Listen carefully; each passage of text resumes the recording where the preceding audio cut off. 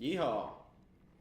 This is Gary Cinderbrand, sitting with Betterpath CEO Matt Cinderbrand. We just completed a very brief 5-minute presentation on the Start Engine demo, and we wanted to take this opportunity to add a little bit more depth to the presentation.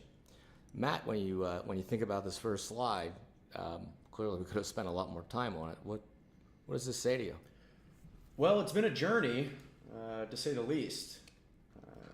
When you brought this idea to me in 2012, I really had no idea just how, one, messed up the healthcare system actually was, and two, just how solvable the problems were.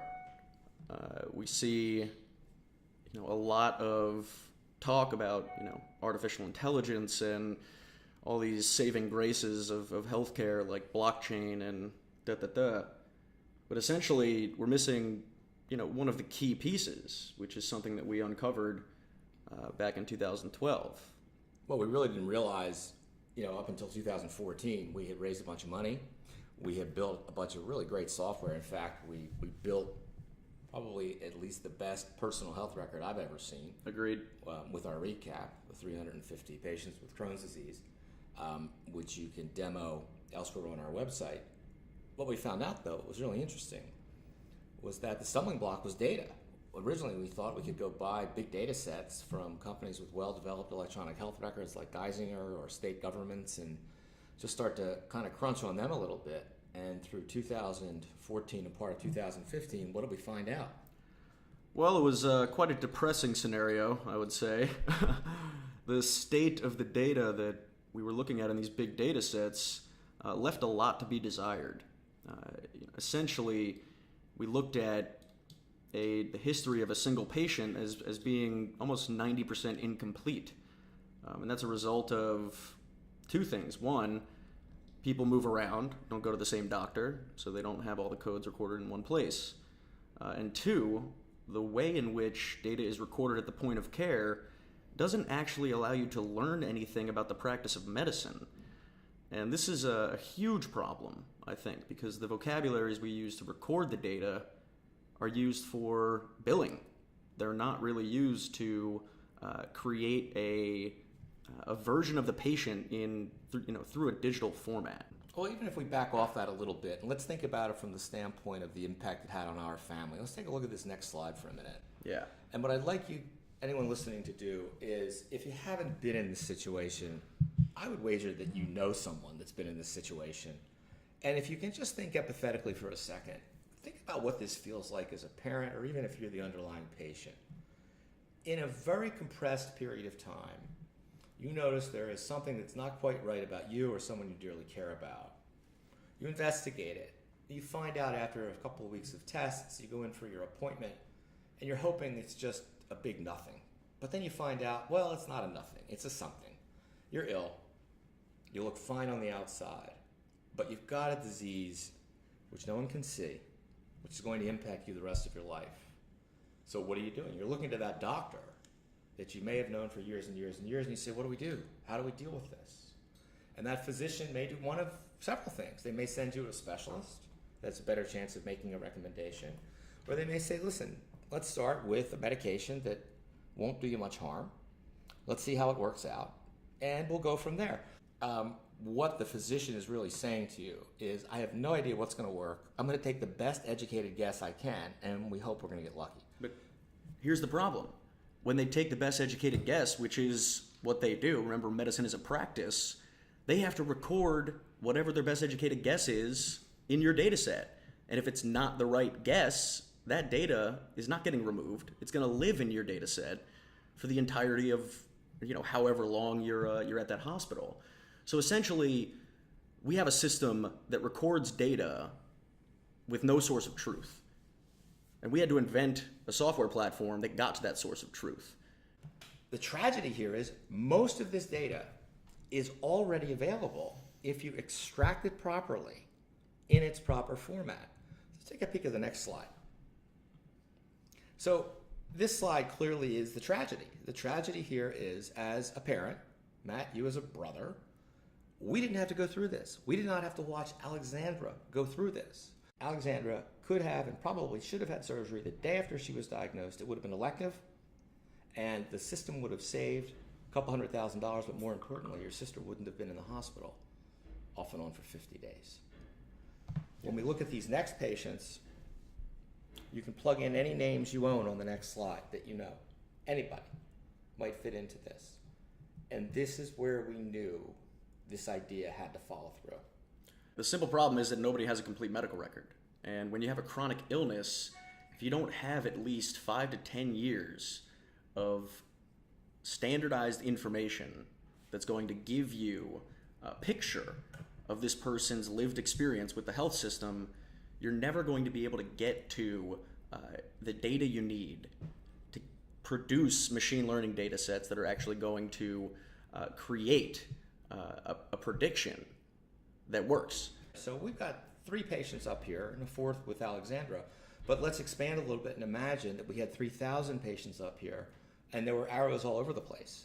But all the disease characteristics starting at year 1, the axis that crosses year 1 and cost, are pretty much the same. All you would need to do is allow those outcomes to get grouped and look for that line that's the lowest bar down near the blue line. And that would be an area where a physician could state, these are what the statistics say. That these are patients that if we have 5 years, 10 years, 15 years worth of history, you look like this grouping of patients. And we believe the best choice is here. Now, it's up to you because the patient needs to be involved with the choice. One of the things that we think about is patient is a terrible name for people. They should be called impatient because enough is enough already. Under Betterpath, we don't refer to people that have valuable data as patients. We refer to them as data contributors and consumers because essentially they consume services in the healthcare system and they should be able to contribute resources and data to the healthcare system and be paid for it. That's right. And this concept of compensating people for their data, they back away from it almost as I don't want to sacrifice my privacy, my security, and that's all well and good. But essentially, your privacy and security has already been sacrificed. Your information is already out there, and there's really no way for you to control it. So our goal is to show you how to take it as an opportunity to own your data as an asset. Now, when this happens, people are going to be first a little bit scared. First a little bit scared. Terrified. But essentially, we need to convey to people that data ownership is a responsibility and it is a burden because it's not easy to get all your data from all its sources into one place. Once we can convey to people that this responsibility should be compensated, I think the mindset is going to change a lot around how people consider monetizing their data. Think about what's going on with Facebook right now. Just step back and think about why Facebook was worth $600 billion.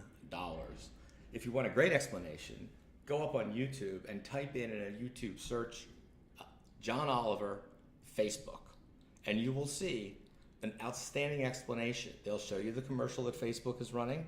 Then they'll show you the commercial that Facebook really should run. Facebook didn't make all that money because they're nice guys. They made all of that money off the backs of every single person that's on Facebook. So every time you interact with Facebook, I don't care what it's for, to like something that no one really cares about, or to watch a video of a monkey washing a duck, whatever the case may be, you're sticking money in the Facebook shareholders' pockets. Simple as that. Why do you do that? Because you feel good about it. Because you get instant gratification, because you get to see something and do something. Well, we're going to make the bet that you're going to feel equally good about interacting on your phone with something that's not necessarily going to show you a cat video, but it's going to drop money in a tax-free account almost immediately after you participate.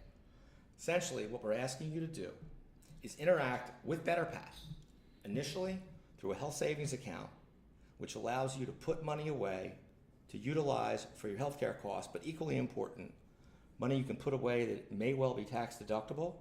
At the same time, it's going to grow tax-free. And if you spend it on healthcare, you'll be able to take it out tax-free. We're going to help you get that started because when you sign up with us as a data contributor, we're going to give you between $350 and $500 cash as soon as we verify you're signed up and the account's opened. The money's going to sit in an FDIC insured savings account.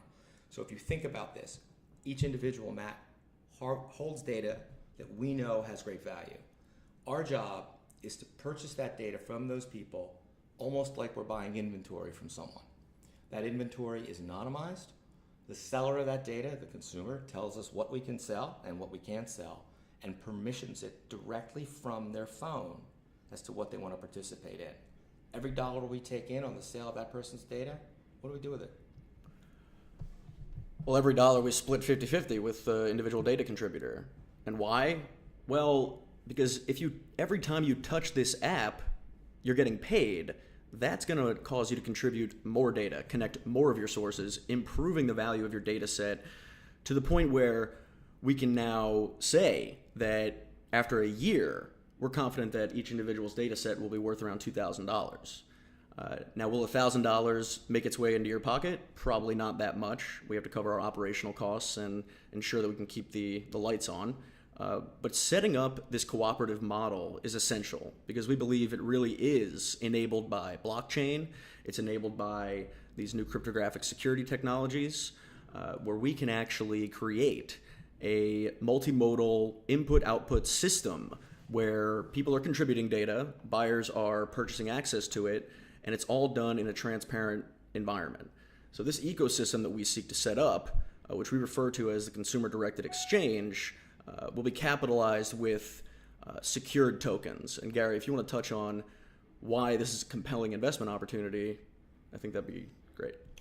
Now, as an investor, in the equity round, where all the terms are disclosed on the Start Engine page, it's critical that you understand that you'll be receiving a token, and that token will qualify when issued as a registered security. So we can call it token. I can also call it equity.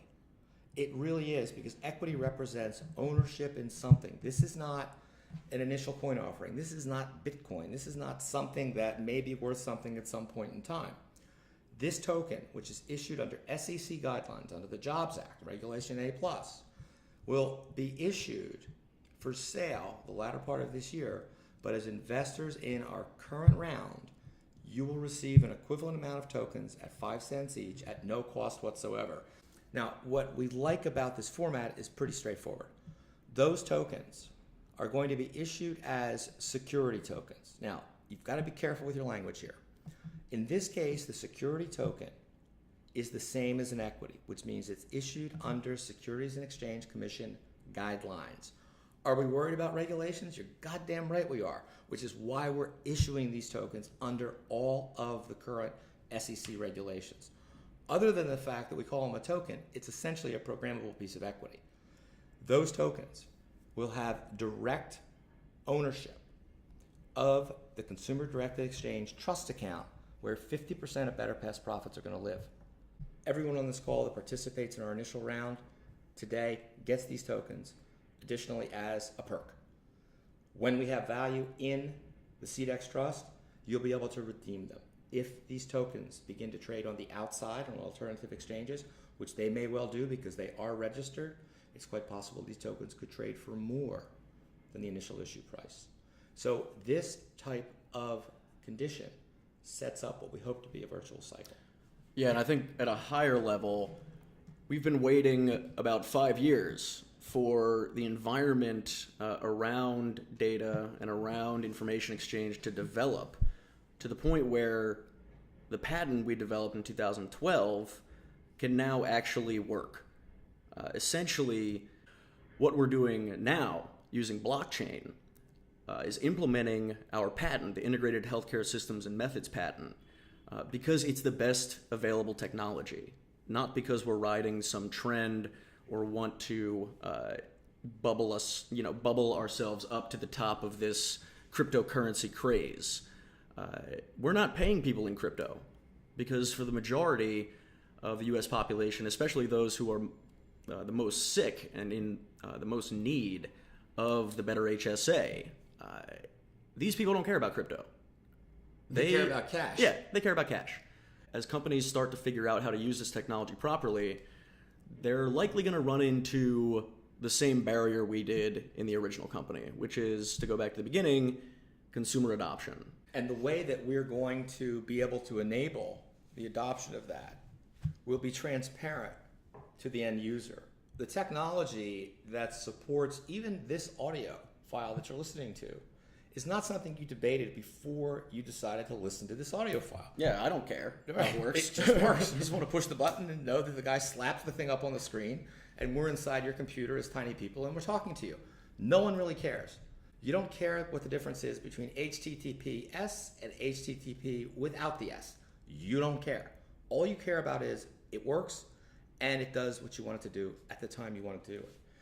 Blockchain technology, crypto, all the rest of it is going to be completely transparent because good technology should be transparent. So let's not get all bent around the axle as to what this does and what it doesn't do. Pick it up in Crypto Schmipto, you'll hear more. Now, the one thing we didn't talk about before we close out this piece of our presentation is this team. And this team, with the advisors that have joined us, have a couple of things in common. First and foremost, Matt and I are not the only ones that have thought of this idea. Thought of the idea of utilizing data in a way to point to outcomes. We've got 3 really phenomenal senior advisors that have been working in this industry, I think essentially forever. Matt, why don't you introduce us to our 3 seniors? Yeah, so as Gary pointed out, this is not a new concept. Many in the academic space and in the kind of provider space, even in government, have elevated the concept of health record banks as a necessary missing piece of our national health information infrastructure. Chief among these people is Dr. Bill Yasnov. Essentially, Bill has been pounding the table for 20 plus years, arguing for consumer-controlled health records. Not because it's the right thing to do socially, but because it's the only actual way to begin fixing the healthcare system that we set up. Bill has been a phenomenal supporter of the mission, and he really is one of my genuine heroes. Mr. Brad Tritle, who has been working on this problem, again, for around 20 plus years, initially through health information exchanges in the state of Arizona, then launching his own personal health record company, only to run into the exact same barrier we did, which is that consumers don't care. So in 1986, Mark Tuttle led an interdisciplinary team of academics, librarians, physicists, everything. And they came up with a system to solve what's called the naming problem. And this naming problem is, okay, we keep getting better at measuring things and naming them, and then assigning codes to the names that we have to map together. That is not a tenable exercise. So they came up with a way to create a conceptual layer on top of all of these data points. And when you have these data points rendered into a single concept, you can then begin to feed them into a machine regardless of what name they are. So really, if you think about it in terms of Star Trek, it's the universal translator. That's correct, right. It's pretty much the Rosetta Stone for health information. So in order to be able to analyze records that come from different sources with different naming conventions, what the unified system that Mark Tuttle came up with and continues to optimize, what that has done is basically put a layer in that renders all of the data truly conversational, interoperable. That's One right. thing can talk to another. That's right. Back to the medical opinion, which is what we extract from the clinical notes to create these comprehensive sets of information that we need to execute on our patent. We've got a number of other individuals on the team, many of whom have 10 plus years experience in healthcare advertising. And this is really what gave us the clues and pulled the curtain back, so to speak, on how exactly this data that large third-party data brokers like IMS Health, how they actually collect and monetize this information. Because it's really hard to grasp what they're selling. We were given an inside look into what they're selling and realized that just by having the individual's permission and the individual's ear, we can create a much more compelling offering to these data buyers who essentially want a better product. They only go to IMS Health because it's the only thing out there. We can create a better product, a deeper data offering, simply by partnering with the individuals who join us through the Better HSA. So we've got the people, we've got the experience to do this. We have a patent protecting the end process. All of the systems that we need are in place. So Matt, what's the holdup? How come it's not built? Well, it's people. It's us. Again, I don't think people understand just how hard it is to collect all your information into one place. Once they actually go through that activity, which many patients and caregivers have done, they realize that really you're the only one in the medical system who has your own back. Essentially, doctors, in my opinion, are left holding the bag because without access to the data, they're basically forced to assign treatment with 20% of the available information. And whenever you go in for a second opinion, and most people that have chronic disease do seek second opinions, the first thing you're told when you book your appointment, the more data we accumulate that's literally going into a living study, the more valuable it is for everyone in that study. So if, God forbid, you're ill and one of your children comes down with a similar disease, well, we already know they've got all these similarities to mom or dad. Well, if they enter and there's 25,000 versions of mom and dad in there, your child's gonna have a much better chance, as I wish mine would have, of knowing what the right treatment is or where the probabilities are moving forward. And that's what it comes down to. We set out to solve this problem because it hit our family incredibly hard. Gary got a little bit carried away and became the chairman of the Crohn's and Colitis Foundation and learned just how deep these issues run. But essentially, it all comes down to one thing: access to complete data. Now, will a data set ever be complete? No. Obviously, you're producing more data every day, but seeking and striving to get to that level of completeness where you have a picture of the patient's lived experience conveyed through code. This is what we seek. The only way to get there is to motivate consumers to adopt their health data as an asset. What we're saying to you is, we get it. We know you don't want to deal with it. All we're asking you to do is accept cash. Allow us to deal with it on your behalf. It's always there when you need it. The more you interact, the more money you're going to get paid. If you're an investor and a data contributor, you're going to get 2 bites of the apple. What we ask you to do is give it a try. Something is going to work. The reason all of these folks have joined us is not because we're smarter than they are. It's not because we've come up with something new. It's because we've looked at this problem from the outside and we built solutions one at a time, all the way up to and including operating a personal health record, the recap, which no one had ever seen before and everybody agreed was great. And then we hit hard stop. Why? Because people don't care. So we're going to do something that we know they always care about, is we're going to help them save for the future. That's right. Because we know their data is worth far more than we're going to pay for it. In the meantime, thanks for listening to the Star Engine pitch if you did, and hopefully we'll see you as one of our investors.